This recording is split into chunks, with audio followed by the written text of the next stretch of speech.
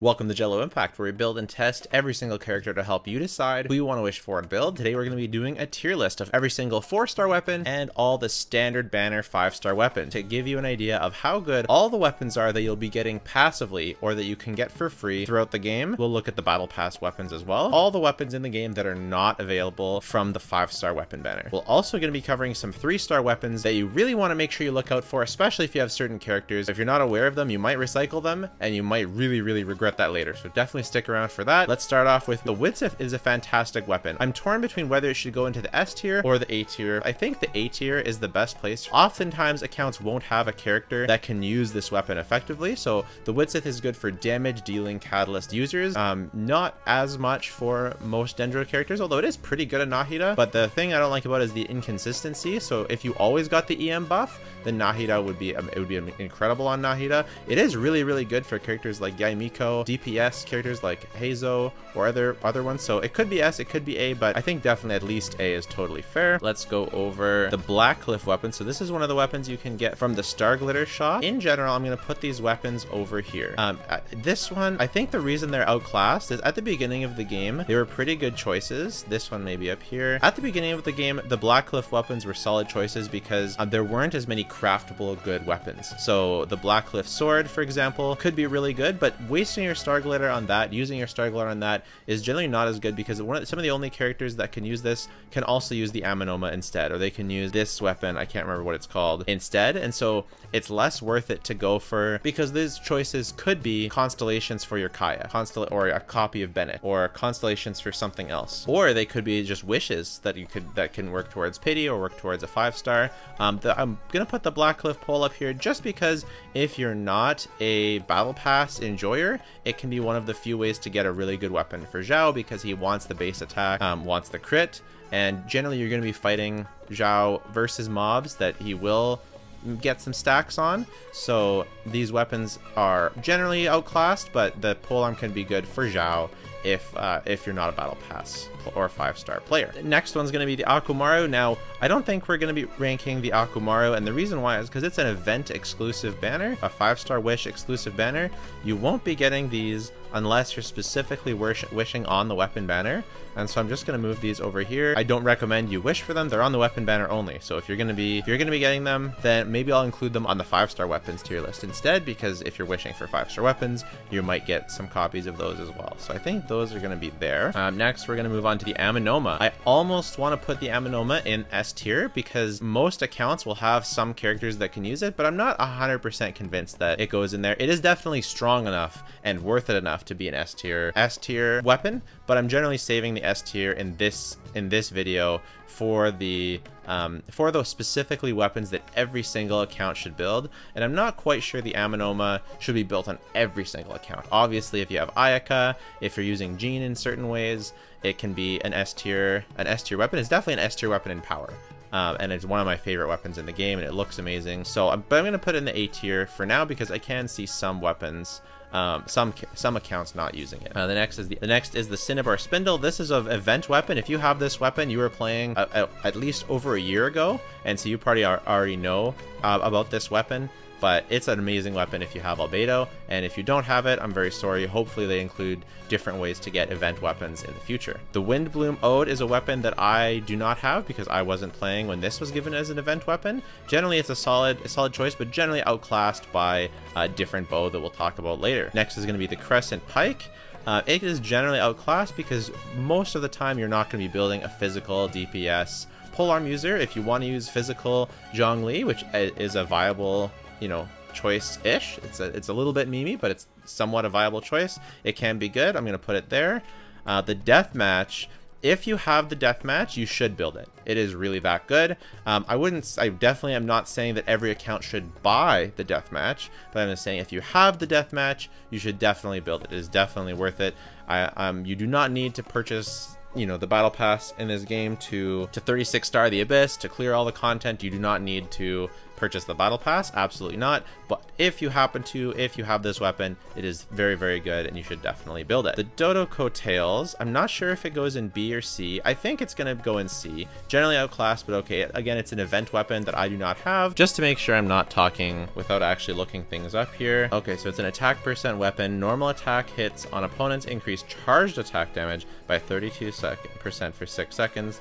So it's basically it's an attack scaling weapon that has some damage percent specifically for normal and charge attack percent. Okay, so it's probably okay on Hazo or something like that. Yeah, I'm pretty sure it's going to be here, but maybe it's in B. I'm not sure. We'll put it in there for now. Let me know in the comments if you disagree. The Dragon's Bane. I kind of almost want to put this in S because most in the Dendro era, more characters than not are going to be running an EM main stat. So Toma, for example, or EM Raiden, or EM Yao Yao on a Nilou team, but I am going to put it in A just because I'm not sure. I definitely think there are some accounts that won't need to build a Dragon's Bane. Also, Hu Tao, if you don't have the deathmatch, or even if you do have the deathmatch and your artifacts support is better, it can't even outclass the deathmatch for Hu Tao. So it is definitely a very good weapon. These A tier weapons are all S tier in power. They're just not as universal. So it's not a slight against the weapon. If your account needs these, then by all means. Next one is the Dragon Spine Spear. I don't remember exactly what it's called, but it is bad. It's very cool sending down those icicles, but it is very bad. Another bad weapon is the fish. I haven't even bothered to check it out since I first saw it, but it is not really very good on anybody. The Eye of Perception, another bad weapon. Fading Twilight is another event weapon. Usually it's outclassed. If you have Kujo Sara, it can be an A tier weapon, but just so people don't get baited, I'm going to put it here. But just so you know, if you have Kujo Sara and you don't have anything, and you don't have like a 5-star weapon or something to raise her attack even higher, it probably is one of her best weapons. But I'm going to put it here just so no one gets baited. Favonius Codex. I almost want to say every account should build it because it is a Favonius weapon, and Favonius weapons are crazy. But I'm going to put it in A because there just aren't, it just isn't totally universal quite so, but it is very, very good. Same with the Favonius Greatsword. Really, really good on certain characters, especially Razor. I'm not sure how many other characters other than Razor absolutely need the Favonius Claymore if you're using support Dea, if you're using support Sayu. So it's definitely on the lower end. These aren't ordered, but I'll put it back here anyways. The Favonius Lance, however, is 100% an S tier weapon. Every single account should build it. One of the best weapons in the game. If we look at all the characters in the game, we can see how many characters are going to be using Favonius weapons. Kazuha uses Favonius, Rosaria uses Favonius, Shenhe, Yelan uses Favonius, Ayato can support Ayato, Zhang Ling uses Favonius if your ER requirements warrant it, Xingqiu loves Favonius, Nilou generally going to be EM but can use Favonius depending on her team, support Dea, Thundering Fury Razor, Diona, I'm not sure if she uses Sacrificial or Favonius on her best teams, Yunjin, Yao Yao, Baiju, Candace, Toma sometimes, Jean, Sayu. So you can see so many characters used. And Favonius Sword is no exception. You even want to consider if you do have multiple copies, you almost want to consider not refining right away and building more than one of these, because you're going to find, unless you like to switch weapons all the time, and even if you don't mind switching weapons all the time, it can be worth it to have multiple copies. I definitely have very, very many copies. Favonius Bow, also the same thing. It's not quite as good and universal as these two because a lot of times other bows will have other options, but it is worth building. Pretty much every account should build one. Fast-Ring Desire is a really great weapon. It can be outclassed by Favonius, but it can be really good. I would say I don't know, it doesn't really quite fit into either of the categories I've labeled because it's not really a must build on any certain character, and it is a bit outclassed, but it's like a lot more universal and better than these. It's more like a second Favonius Sword. It's kind of similar to the Sacrificial Bow. I'm going to put it up in A tier just because I feel like that's where it belongs.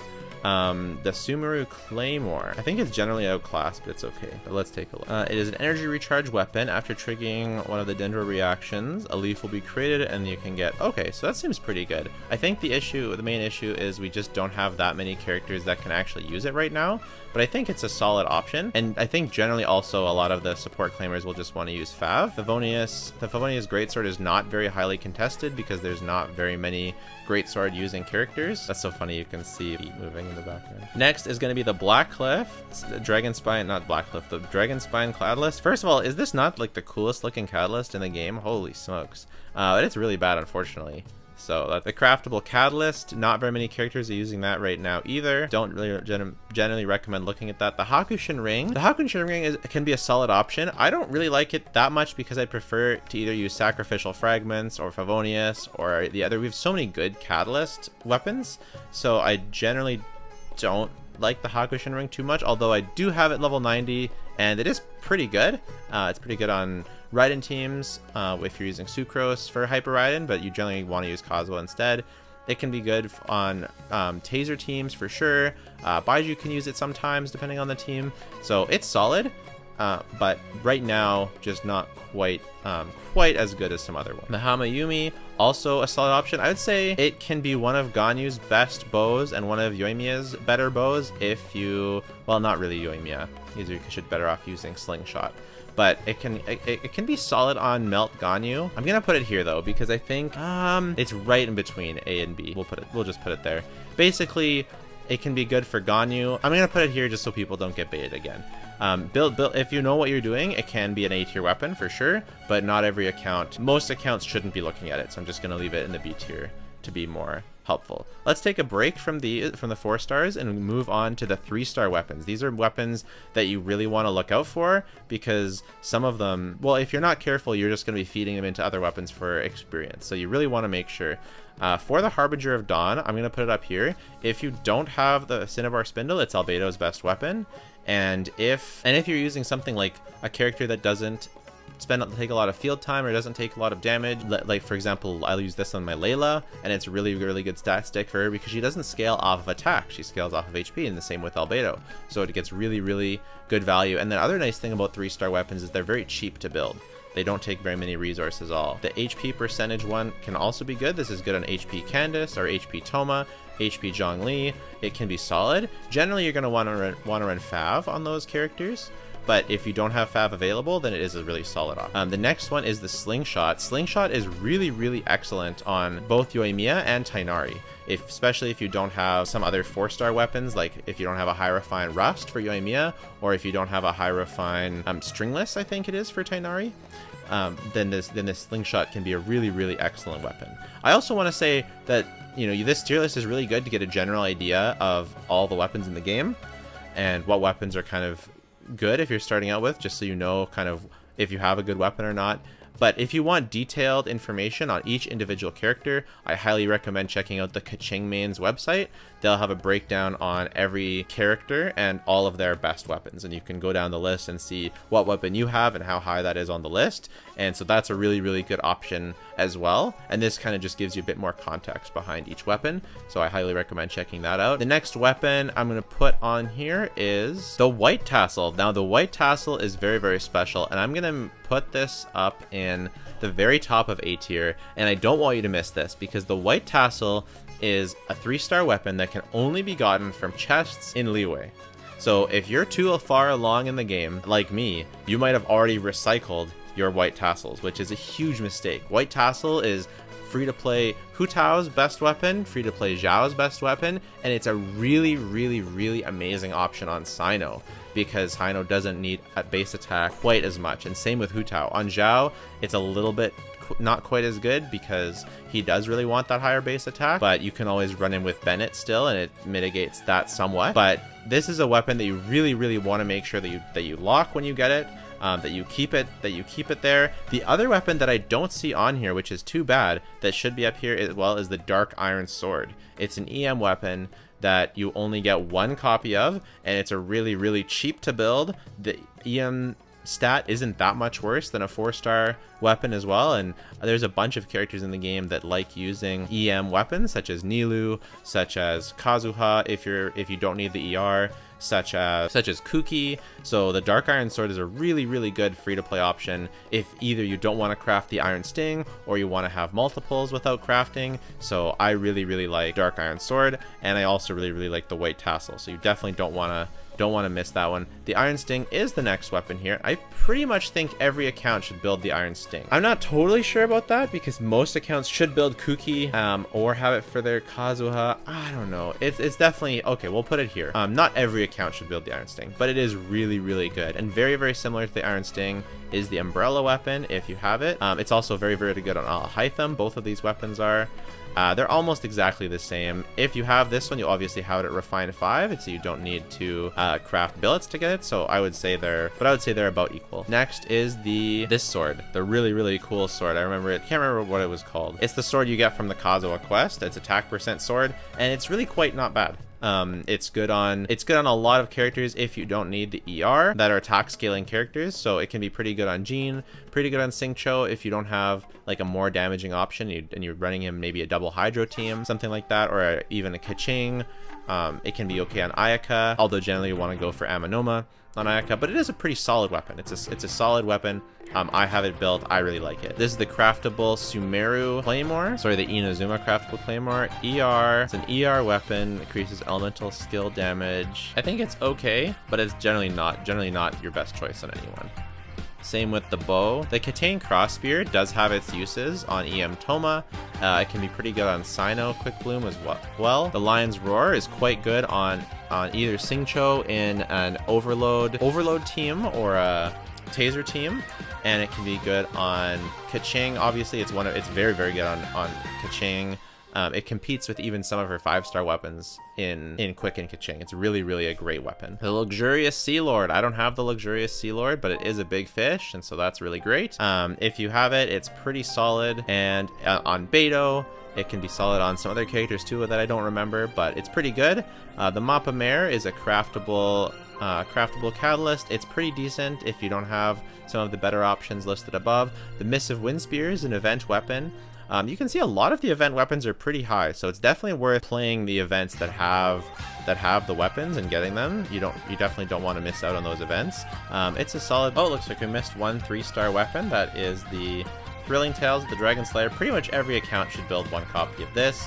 It's the great thing about building the Thrilling Tales, you don't even have to level it up. You can just Refine 5 it, and it's just one you get from wishing, and just lock a copy, get a Refine 5, and you'll definitely make use of it at some point, I'm sure. The Oathsworn Eye, a really, really good weapon on Yaimiko, pretty much specifically. I don't know if it's really quite good on anyone else. I use it on Yaimiko a lot because I do so much testing. I don't really end up using the Wood Sith because it's so inconsistent. I end up using the Oathsworn Eye, and I really like the ER that it provides. So yeah, so I really like the Oathsworn Eye. The spear, it can be quite good on Zhongling. I'm gonna say though that generally there's so many good spears that you don't need to be using this one, so I'm gonna put it over here. Oh yeah, the Missive Wind Spear, really good on Sino.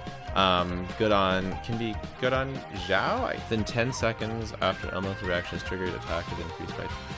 I don't know how good that would be on Zhao, but Sino for sure. The Royal Weapons. These are weapons that you can get from the Star Glitter shop, and they are not worth it at all. Do not get those. The Prototype Star Glitter, actually not a terrible weapon. I did craft this one when I was very new in the game, and I kind of regretted it, but now I actually kind of like it, because sometimes you just don't have enough Favonius Lances, and sometimes characters, for example like Yunjin, they only get one hit with their skill, and so you have to build so much crit rate on them, it can be not worth it, especially if you're running other Favonius Lances on the team.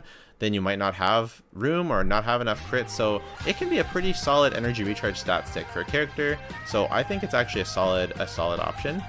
The Prototype Amber, a really solid option, really good on Baiju, can be good on Kokomi. Imfav can be better, but I don't know. I think it's still pretty solid. I think it goes in here. Prototype Archaic, I think it's okay, but generally you're probably going to outgrow it at some point, and there's not enough good Claymore characters to really take advantage of it, especially if you do have the Luxurious Sea Lord for Beidou or something, or if you have the Rain Slasher for Diluc, or the Male Flower, which is the new Claymore. The Male Flower also goes in the A tier. It's not on this tier list either, but it goes up there. Let's go through some of the 5-star weapons. So these are the 5-star weapons that you're going to be getting from the standard banner. The Wolf's Gravestone, absolutely worth building if you happen to get it from the standard banner. Obviously, if you don't have a Claymore character, you shouldn't be building it. So I mean, I guess it can go in A. Not every single account is going to be running a Claymore character. and obviously some Claymore characters are more support oriented. It's just basically if you're building Beto, if you're building Diluc, it can be an S tier weapon. I'd say the same sort of thing for the Amos bow. Obviously, if you have Ganyu, it's going to be an amazing choice for her. The Aquila Favonia, however, is one that every single account should build. And that's because it's Bennett's best in slot. I mean, technically Mist Splitter can be just as good or better, but it's still a really, really, really good weapon on Bennett, so definitely recommend building it if you have a Bennett, which everyone should build a Bennett, so if you have it. The Skyward Spine was one that people like to meme on quite a bit, but it is really, really good. It's very similar to the Catch in value, and you can't have a second the Catch, so it's a really, really solid choice, and definitely an A tier choice for a second Catch like Zhongling or Raiden or something like that. You obviously do have the Catch. Every account can have the Catch, and it's cheaper to build the Skyward Spine, but it is still a very solid weapon. The Jade Spear, probably another one that every account should build. Now, if you have both the Jade Spear and the Deathmatch, you probably don't need to build both unless you just want to keep in mind of how many characters you need to build, right? If you have 2 polearm characters that use crit, then you can build them both. If not, just pick one or the other.